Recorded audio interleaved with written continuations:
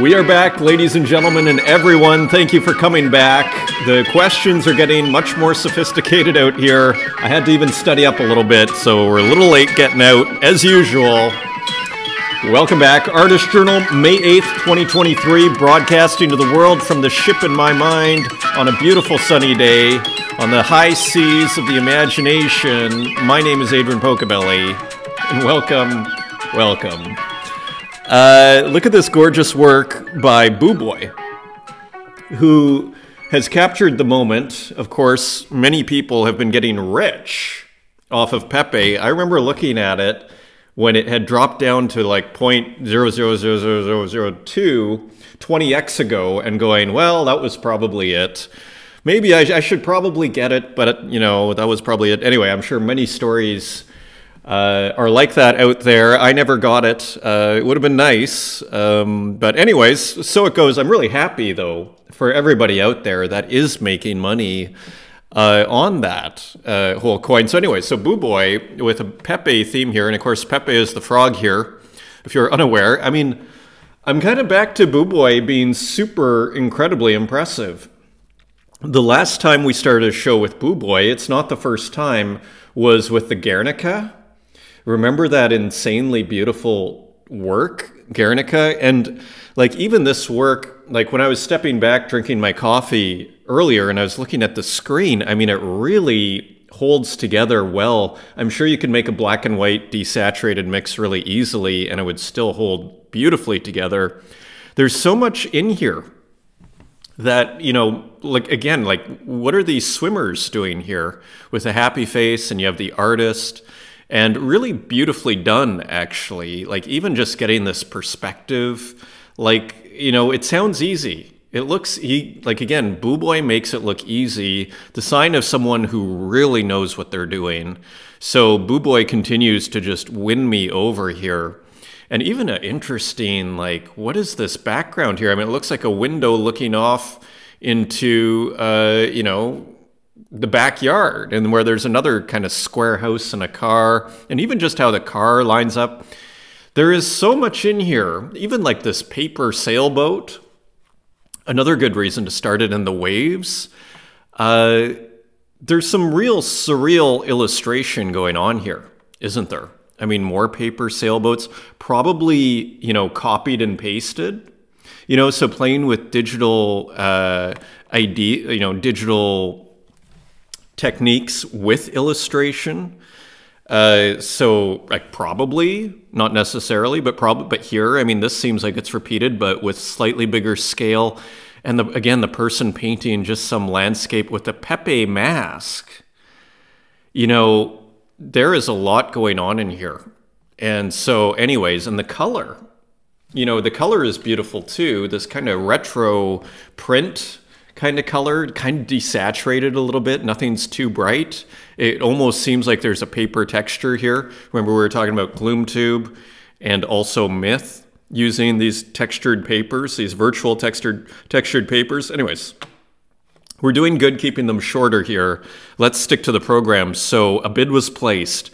So this was listed at 8:36 p.m. on May 7th, so last night, and for 0.795, and already this morning there's a bid placed 12 hours later. So being recognized by the market here. This is in a world, a foundation world. Maybe we can quickly look at that. Boo Boy map to Pepe room. This is the map to Pepe land. Where Pepe is, it's peaceful and green. If you can analyze the map and came to this land, you will find peace that you will have never seen before. Hope you enjoy it and continue fantasizing with me. 5,500 by 4,300 DPI. So anyways, pretty awesome work, and I'd say like the best capturing of the, you know, like the most compositionally complex capturing of the moment of this Pepe coin. And who knows, maybe it's accidental that he's doing that now, but probably not. Anyways, awesome work. Thank you, everybody who picked up McDonald's employee, and thank you to Kathleen for retweeting it out in her 30 pieces that she puts out every day here. A nice compliment to the show if you're into the NFT scene. So anyways, so this is part of the pixel art sketchbook. And yeah, just playing with dithering and different kinds of dithering and randomness and everything. Thank you for that. This is, of course, a promoted story. Here you can see the promoted links. I'll probably have another one out today. So anyway, thank you to all the collectors here on primary as well as secondary. There's Haiti Rocket, Sabato, Deddy, and Evelyn O. So anyways, just making me continue to be happy to be out here in NFT land as an artist. So that is wonderful. So some comments here. First of all, this is from a couple of days ago, a couple of shows ago, and it was Santiago who was describing, put in a late comment here, describing, remember the generative art program or collection that Santiago put together with emergent properties, right? The body. Thanks so much for the feature. I love all your ideas around the project. Emergent Properties, or MProps, is a platform that has some story of exploration and now focuses on random, deterministic render of AI images. So almost, I mean, some people consider AI generative art of a certain kind, but this is almost another play on generative art because it's using this random deterministic render of AI images. If that's technically correct or said in the right way, I don't know. Yeah, exactly. I mean, this is so new that we're still trying to figure out how to describe what we're talking about here. It uses a transactions hash to make the seed that will go to stable diffusion to make those images. In my project, the prompts are a complex set of prompts and subprompts that I've worked on with their team. And once the NFT is minted, the randomly built prompt is fixed from all my work making random parts of them, and that goes to stable diffusion, and then it's upscaled a bit, and that's the media of the NFT. So this is getting pretty wild. So thank you for explaining that, Santiago. Great to hear from you. It's always awesome to hear from the artists that are in the program who comment and respond and share more information. So super fascinating. Few comments here on the simulation episode brought on by Uxine's comment here and Runetoon. Thank you everybody, Stulka and Tornado, talking about the dancing baby. And Runetoon had a comment here I just wanted to highlight. I'm really enjoying this pataphysics Baudrillard simulation conversation, and I especially love that Uxine is pushing the conversation forward. Simulation, simulacra, and questioning reality is one of my favorite philosophical topics, especially when it intersects art and entertainment. To be in dialogue with these thinkers and artists is one of the many things holding my interest captive. Something I've often pulled from Baudrillard is that to an extent the simulation becomes more real than reality. The simulation becomes more real than reality, and this is an idea that was far ahead of its time given our current circumstances of social media, digital everything. Right, so I'm kind of back, and we're going to look at more comments here.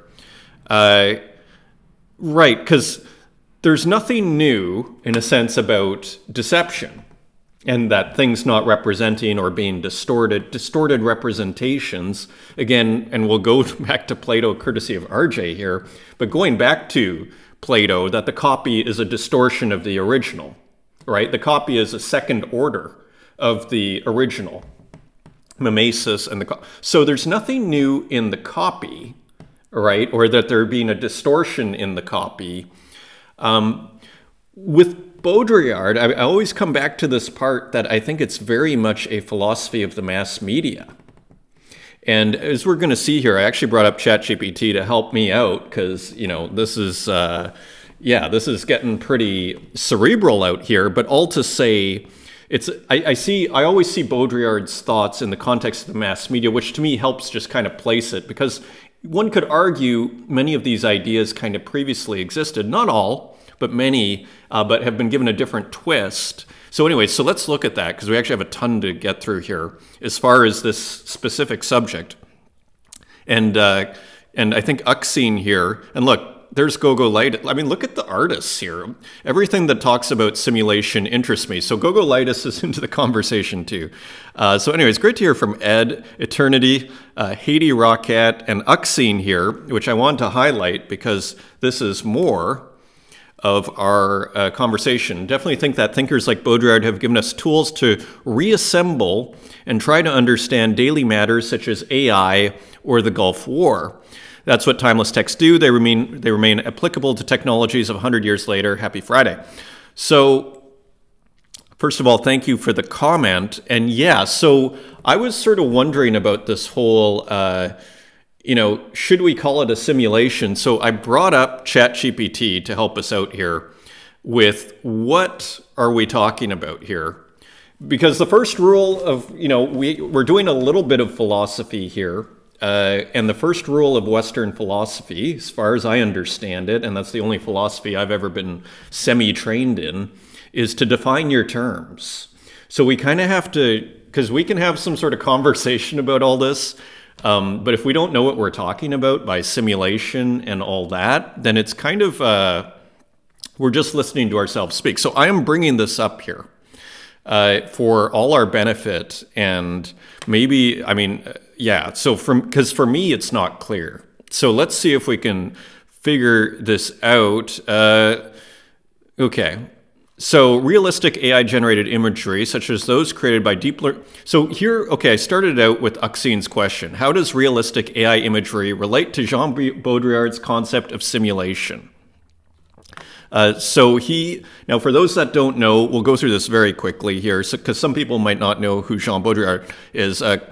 First of all, Jean Baudrillard's concept of simulation is closely related to the emergence of realistic AI-generated imagery. So ChatGPT 4 is agreeing with Uxine, by the way. Baudrillard, a French sociologist and philosopher, introduced the concept of simulation in his famous book, Simulacra and Simulations in 1981. He argued that in the postmodern age, the distinction between the real and the simulated has become increasingly blurred, leading to a world where reality is replaced by hyper-reality, a reality constructed entirely of simulations. So we're going to go into what simulation means in a second here. But first of all, realistic AI-generated imagery, to answer Uxine's question, such as those created by deep learning algorithms like GANs, are prime examples of simulations, as described by Baudrillard. These images are artificial constructs that mimic or imitate reality, but are not real themselves. So, okay. And I mean, there's a lot that can be argued here. Put it this way, language is very slippery, and we could spend all day parsing this out, but if it's from AI, is it an imitation of reality in the sense, like if you do a portrait of me, we could say that's a copy and an imitation of me, right? It's an image of me, a copy of me. But is AI doing that? I'm not sure. I guess it samples a whole bunch and then it creates something out of that. So maybe, but maybe that's not exactly the same thing we mean by imitate reality. But let's just give it the benefit of the doubt, the charity of interpretation. So these images are artificial constructs referring to AI that mimic or imitate reality but are not real themselves. They challenge our understanding of what is real and authentic as they become indistinguishable from actual photographs or images. And so here, okay, so maybe the deep fake, right, where imagine you have Joe Biden, artificial image constructed, and then you get him to say certain things. This is why it's so dangerous, right, the deep fakes, and all of a sudden he can be saying certain things and you have World War III, but it's all just a simulation, right? So according to this definition, so Baudrillard's concept of simulation can be applied to AI-generated imagery in several ways. Simulacra, which is kind of indistinguishable from simulation, as we're going to see. AI-generated images represent simulacra, which are copies or imitations of real-world objects or events that no longer have an original reference. As these images become more realistic and ubiquitous, they contribute to the erosion of the distinction between reality and simulation. So no longer have an original reference. Maybe that is what what I was just talking about with AI imagery. In a sense, the original reference has disappeared, is exactly what I was just saying. If you do the portrait of me, the reference is still there, but with AI, we actually don't have the original reference. So that is a simulacra, also known as a simulation. So hyperreality, and I don't want to get too deep in this, but we have to go a little bit, and then we can kind of know what we're saying when we continue this discussion. Hyperreality, the increasing prevalence of realistic AI-generated images, contributes to the development of a hyperreal world. This world is dominated by simulations where people may find it challenging to differentiate between what is real and what is artificially generated. And the procession of simulacra, Baudrillard claims that in a world of simulations, the simulacra precede the real, meaning that the artificial construct creates a new reality that supersedes the original. In the context of AI-generated imagery, the images generated by algorithms can shape our perception of reality, potentially altering our understanding of what is authentic or genuine. So the idea that the simulation, or the simulacra, comes before the real and changes our understanding of what is authentic or genuine or what the nature of that real thing is. So anyways, here's just some color here for you. And just to boil it down here, there's, I asked the question, what is Jean Baudrillard's concept of simulation?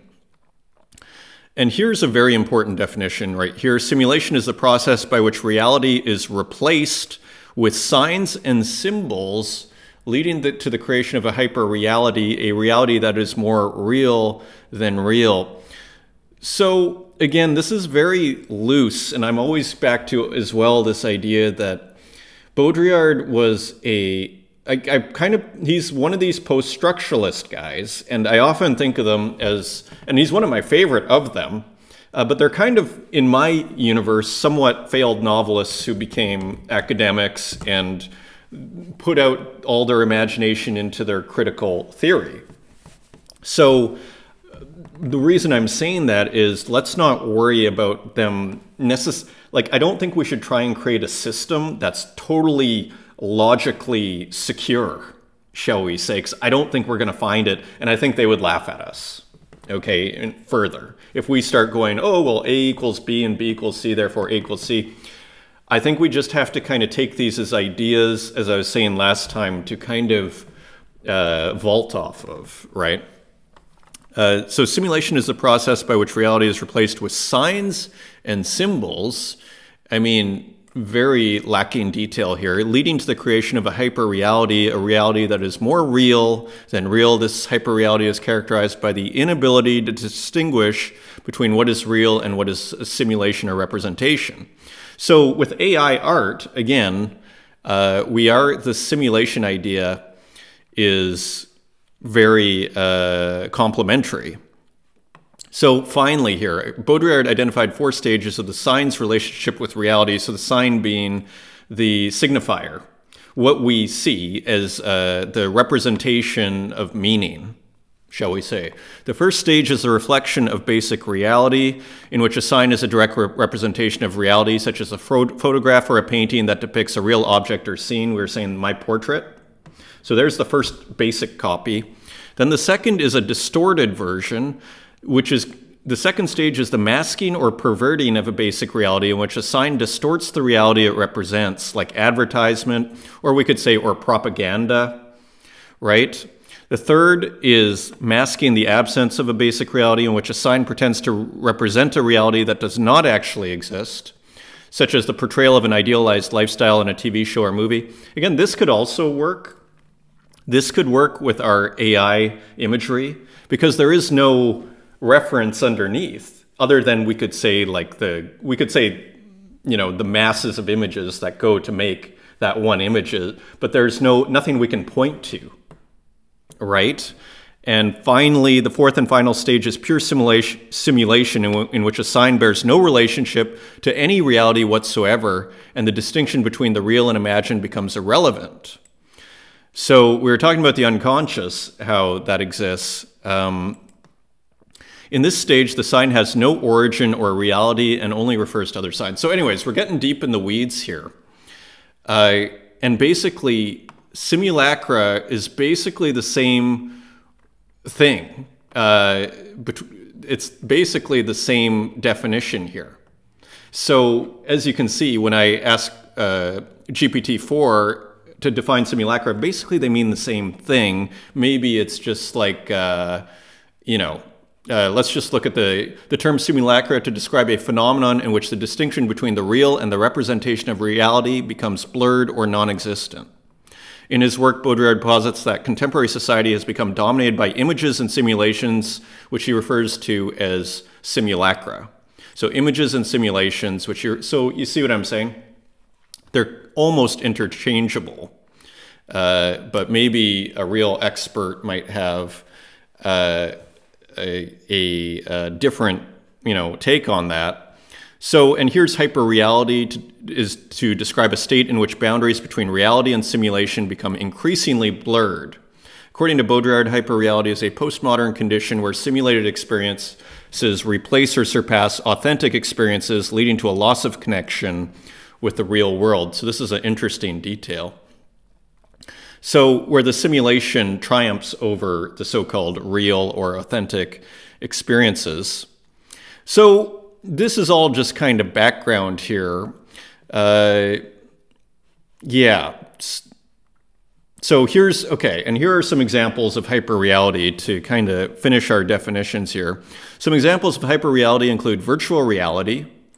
Okay, so I mean, we could say AI images, theme parks, so a kind of, the Star Wars theme park at Disneyland, let's say, staged media events, where the lines between the reality and fiction are intentionally blurred to create an immersive experience that often feels more authentic or fulfilling than everyday life. And we see this every day in like political television, like in so-called news television, where the lines between reality and fiction are intentionally blurred to create, in a sense, oftentimes you get the sense that the narrative precedes the reality. There's almost the narrative will come out as, and it, which we could argue is very hyper-real as we're looking in the definitions here, right? So that, again, the narrative precedes what's actually going on. So now that we've gone through all these weeds here, actually quite useful doesn't seem inaccurate, shall we say, but that could be debated.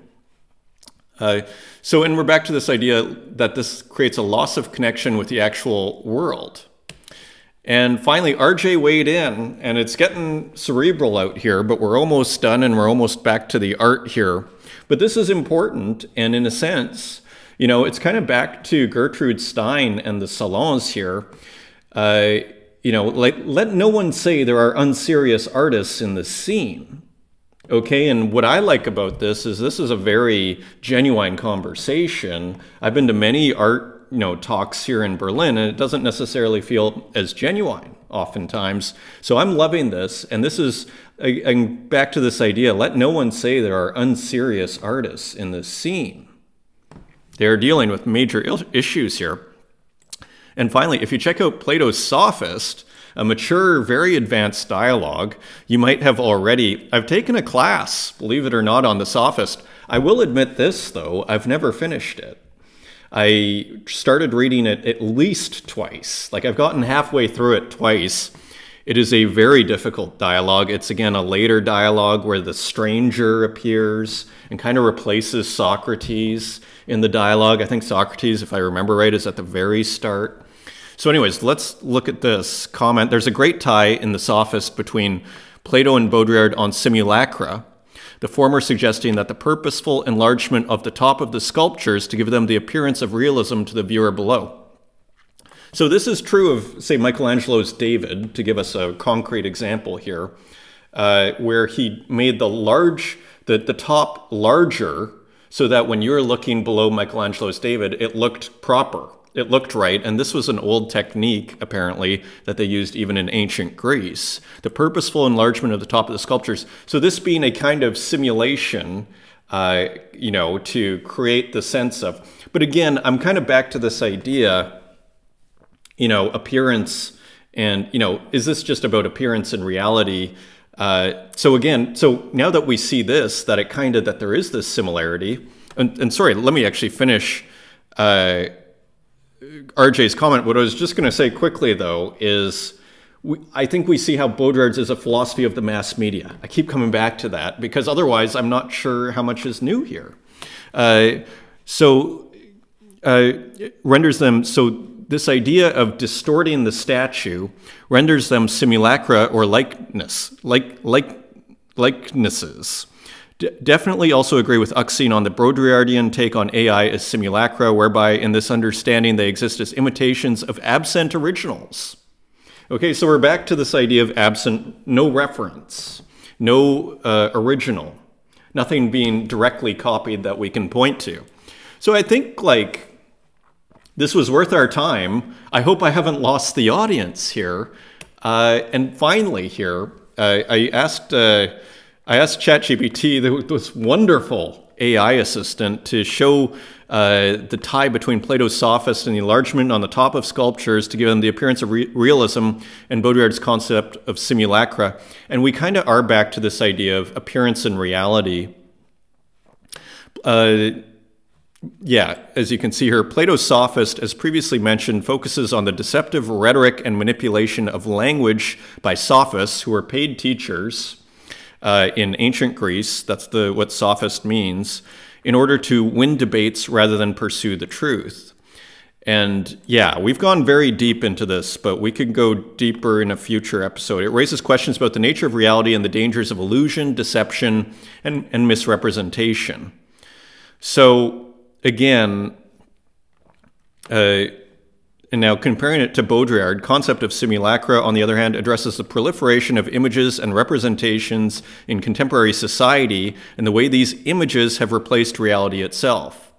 In the world of simulacra, the distinction between the real and the representation has collapsed, leading to a hyperreal existence where people struggle to differentiate between the two. I mean, your classic example of this is, you know, the influencer, the fake influencer, we might say, who buys their followers, and then you think that's real, right? Or buys, you know, their views or whatever else, and then you think that's real, and that in a weird way becomes the reality, right? So, yeah. So, anyways. Very interesting, very cerebral conversation we're having here. I hope I haven't lost or put it this way. If you want to learn more about Plato, what I would suggest is read the Apology. That's it's very accessible, and it reads like a novel. You can read it in a few days, or not even, you know, a few sittings, and it's a great, actual, very important dialogue if you're looking to start. Now, this was a funny thing to see in relation to our whole discussion here that we've just had. How are we doing? 27 minutes, my God. Midjourney has become way too restrictive on prompts, very bad for fashion and art. So it's become very restrictive. Restrictions on art limit creativity and should be protected just as much as free speech. But it's a great time for competitors. What is your favorite Midjourney alternative? So, Strange Thing is kind of getting fed up. Sounds like it's getting more and more restrictive, which is kind of interesting when we think of it in the context of our whole conversation here, right? And even this distortion. And again, if it's bringing about only certain kinds of results, is that distorting reality at a certain point, or at least our understanding of reality, what we think reality is? Polygon 1993, I don't think we looked at these, did we? Look at how great this is. So the person who makes those amazing million-person GIFs, GIFs that a million people see, they have physical representations here, really nicely done here. I like the shininess too. It almost captures the sense, and you see the ext3 up there, it almost captures the sense of the original GIFs. I mean, they're not moving. I don't think they're holograms. They are not, but I mean a really creative representation and pretty good looking. Okay, so finally some art here. Is AI secretly consuming your average consumer profile? Discover the shocking truth. So I'm thinking here that Uxine here is using AI, because we even see it here. This looks like AI type writing here. Who knows, but it looks like Uxine is incorporating AI. Very nice detail there. This is an edition of 30. And you can buy it on secondary for only 66, which is pretty reasonable for an Uxine, beautiful textures and more. So, and here's another Uxine, another treatment of the skull being circling around here. So very cool. And here's Spiegel's Maskinen, email. So kind of a creepy work here of a skeleton going from one computer to another with trademark dithering here and a heavy red sort of vibe here. 0.75 ETH is the reserve. And let's reload this wonderful work here by Sabato.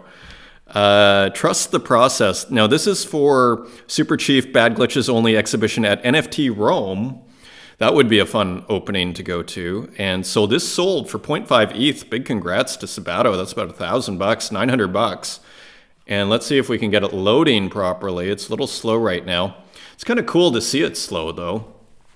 So here is, but we're missing all the glitches here. Let's see if we can get it proper. And I'm pretty sure that this glitches out. Maybe that was just my version. I thought this glitched out. So here we go. And there it is. There we go. So it might be in slow motion here. So just so everybody knows, but it's kind of cool to see it in slow motion, isn't it? So anyways, look at that. So very cool work by Sabato for NFT Rome, for a glitch show in Rome. So very nice. Françoise Gamma with a beautiful piece, kind of unusual looking work for Françoise. This hand that kind of, you know, again, but it's also playing a little bit with this idea of the disintegration of the body, but a completely different take on it, and then letting it kind of drag a little bit, leaving the drag. So a little bit of feedback left there, for lack of a better term. Human Kernel, Quiet Soldier. I managed to get this. I was in an auction battle with Ile. Shout out to Ile. I almost felt bad about that. Anyway, it didn't go too far, and I wasn't going to push it too far, but she let me have it. So thank you. And thank you to Human Kernel. So beautiful looking work here. A beautiful, interesting one of one for the Human Kernel collection here. Made in dpaint.org. So this is Deluxe Paint, and I brought up this website for us. So look at this, Deluxe Paint 2. You just go to dpaint.org, and let's say I pick G. And actually, let's pick one with some color in it. Let's go with E. And there we go. And so how cool is this?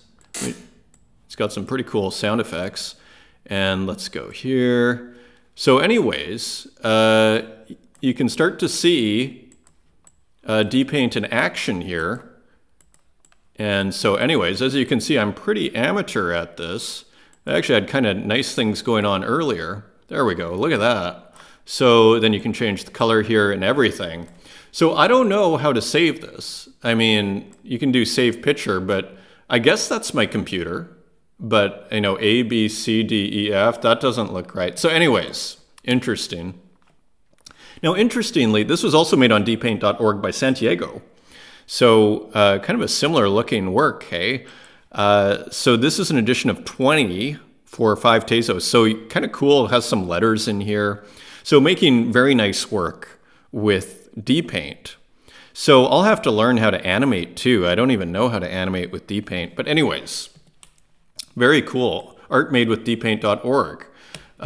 So interesting. This was just kind of an interesting gift that I saw by Manic Dystopia, who's someone on Super Rare. They did not mint this, from what I could tell, but interesting looking piece. Kind of reminded me of Hasdrubal Waffle a little bit in just the textures here. And here is another one, Javier Montero, with an interesting kind of pixel artwork here. So kind of fuzzy and interesting here. My brain is like fried from all the simulation. Continuing on, Curly Head. So I've never heard of this person either. Thomas Kangan, I don't think. Anyways, I thought just another kind of interesting animated abstract work here. So day 582 in the Daily Gifts series. So I finally see them after 582 days.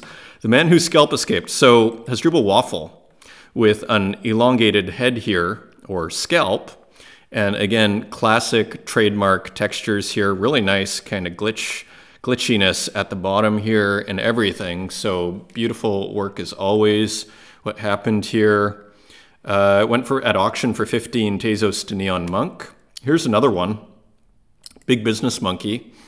And so dollar signs in the background. And again, just kind of awesomely kind of lo-fi here and beautiful. So another nice one. Here's another one, Fake It Lunch, with celeb impersonators break bread together with Sir Elton, Dolly, MJ, Kenny Rogers, and Arsenio Hall. So there you have it. I actually recognize all of these celebrities here, and the nice hot dog there and everything, the chicken, Dolly Parton, hilarious. And one more, Walking the Cow, a tribute to Daniel Johnston, who I don't know who that is.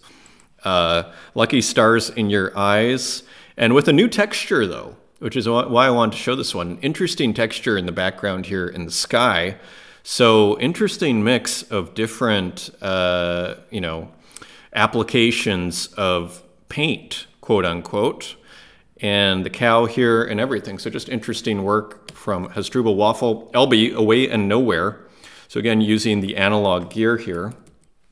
I thought this one was kind of poetic and a nice kind of feedback at the behind, you know, delay dragging the figure here. So cool work. Buy now for 66. So maybe sold out pretty quick. Sold out within a day at 6 Tezos each. So that is cool to some classic collectors there. And Acid Boy with some beautiful work here. I love the frame, this frame thing. So again, working with illusion, the master of psychedelic abstraction, who was quoted, that quote came in the Rarible newsletter, which was hilarious because Acid Boy uses that on his profile, which I think is awesome and great. And then they ended up using it in their newsletter. So that is hilarious. Here's some more. Let's see if we can get, this working.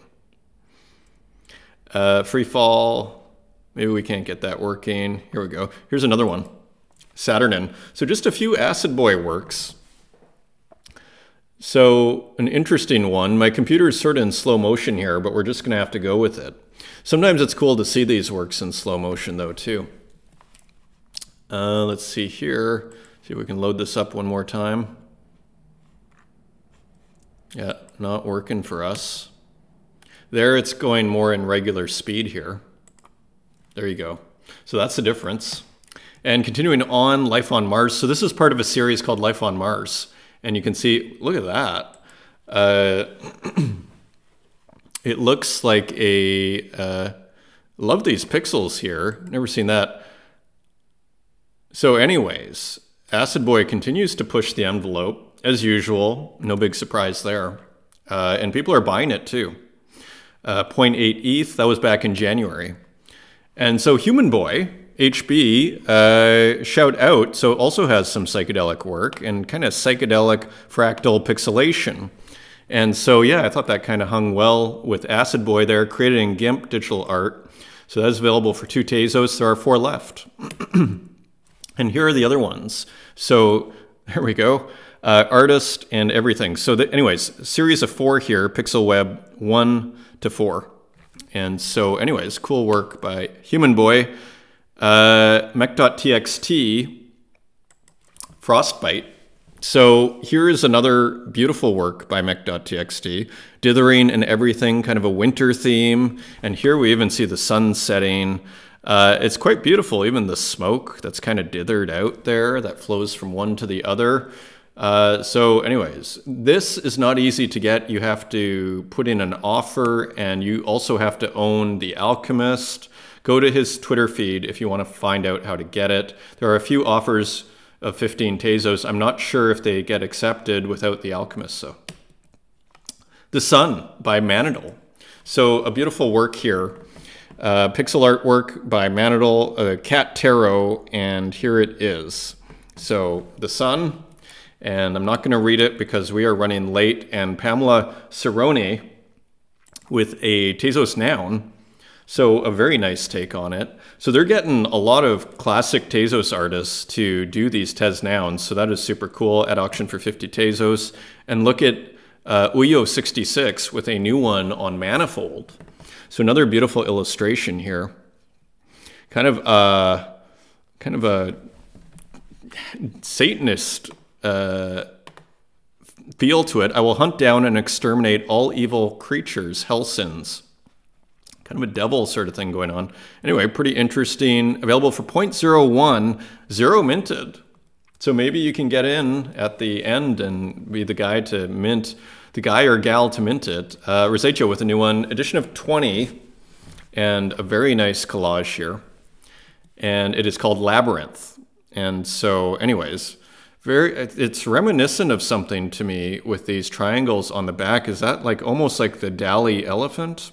Not sure. Anyways, pretty interesting, beautiful work from Rosetto. Dan Control with a beautiful penguin here too. Look at that, so simple, so gorgeous. I mean, it really captures the feeling of a penguin in the Arctic. And Timothy Julien with a couple of kind of pop works. It's called Popscape, the series, La Fuga, Been a Long Day.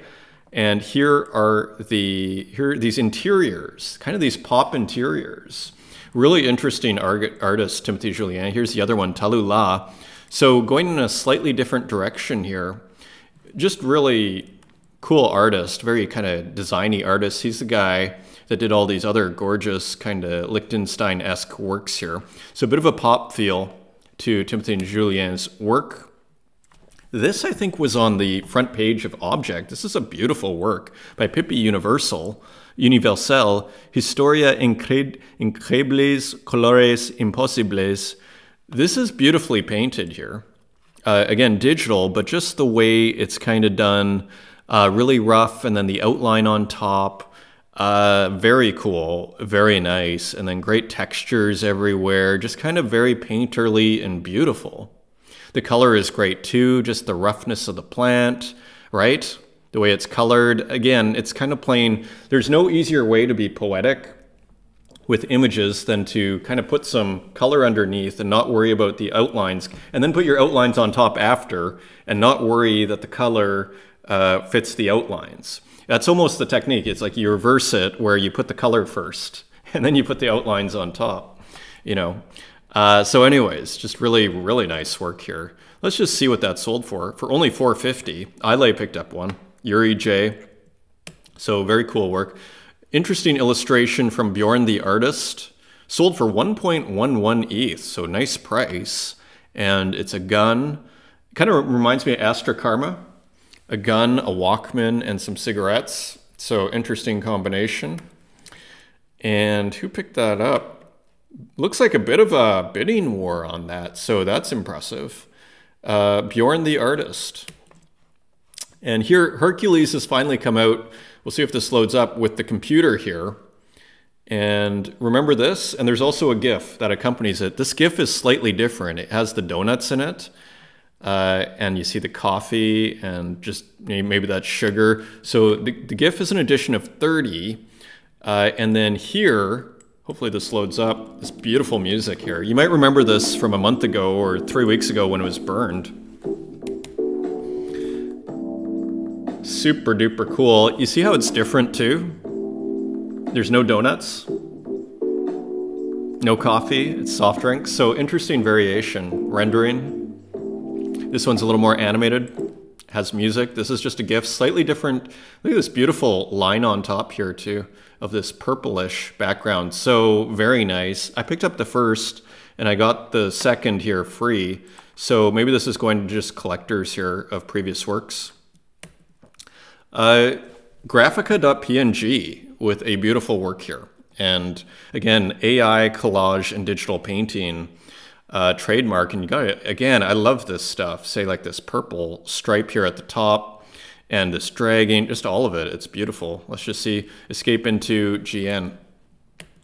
Really interesting work as usual from Graphica PNG. Ilya Bliznets, as we race to the end here. Again, digital painting and AI, so going a little more complicated than usual. Different color scheme too, so interesting work from Ilya. Being on Web3, a sort of image of this space. So a portrait of Web3. Interesting. And it's sold for no sale. No sale yet. Ile AI Party. This kind of has a nice kind of Picasso feel to it in the painterliness of it. Beautiful, kind of, again, feels like Dali textures here. Not positive on that. And a cool kind of headphones here. So a modern art party with some cool cats and some fruit. Rainy spring weekend. And this is Kanek Zapta with a 1 of 1 for 50 Tezos, person in the garden. Kind of has an Eastern kind of Buddhist sort of feel. And so anyways, cool work here. Just a nice kind of, again, Eastern feel, person in the garden. And this is Lily Illo with a rare abstract work, Good Morning, My Dear Friends. So shout out to Lily Illo. And this really, it's like unusual abstract compared to her other works. So anyways, looking cool and well worth highlighting. And here's another AI abstract by MCHX. And we'll see if this moves. I'm not sure, is this a MP? This is just a JPEG. So another, that's beautiful rendering here. So anyways, beautiful color field here, digital color field by MCHX and listed for 45 and hasn't sold yet. And it's an edition of, oh yeah, it did actually for 3 Tezos. There you go. So anyways, a couple of generative works by Anika Vendel, which I thought were interesting. I thought they just made great, again, it's these kind of, these textures that I'd argue in the last year or two have become convincing. These kind of digital brushwork that has finally become convincing. And I assume this is digital here. Kind of has a, I think it's a generative series. Here's another, see here. Abstract designs combined with unique harmony of digital art, reflecting dreams, colors, and patterns. So art by Anika Vendel. So not exactly sure what's going on here, but I think it's generative. Let's just click on this quickly. Inspired, yeah. So not exactly sure, but kind of looks like a generative art series. And Leprochant, we'll see if Leprochant loads up. There, and I think this is a reference to Stanley Kubrick. Again. So there is an explanation here. So maybe a lot of you already know the reference. So anyways, there's a lot written here. It's an edition of 1, and it is sold for 20 Tezos. So that is cool. I think it's Stanley Kubrick, but I'm not actually sure on that. And of course, Rada with a piece. This has been released now. Cryptoy SG01 MP4, so this has music on it. So you can't move this one. This isn't the GLB.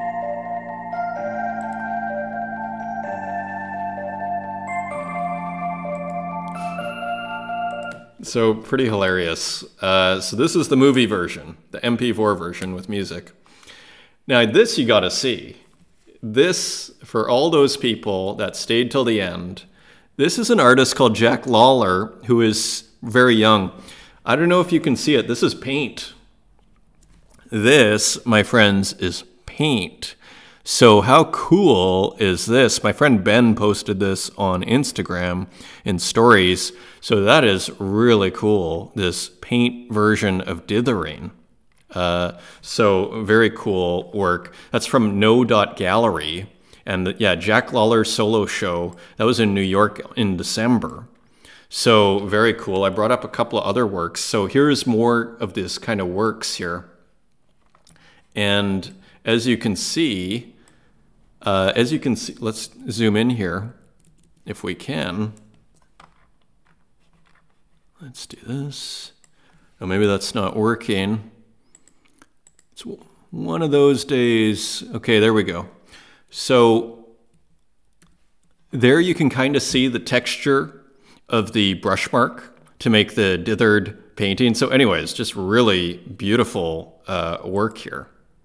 So that is all painted. So another cool discovery. And look at Walk with this gorgeous work here, spray paint. Playboy Cartier, just a beautiful minimal work by Walk. So watch out for Walk. That is your show, everyone. Thank you for joining me. Until next time, take care.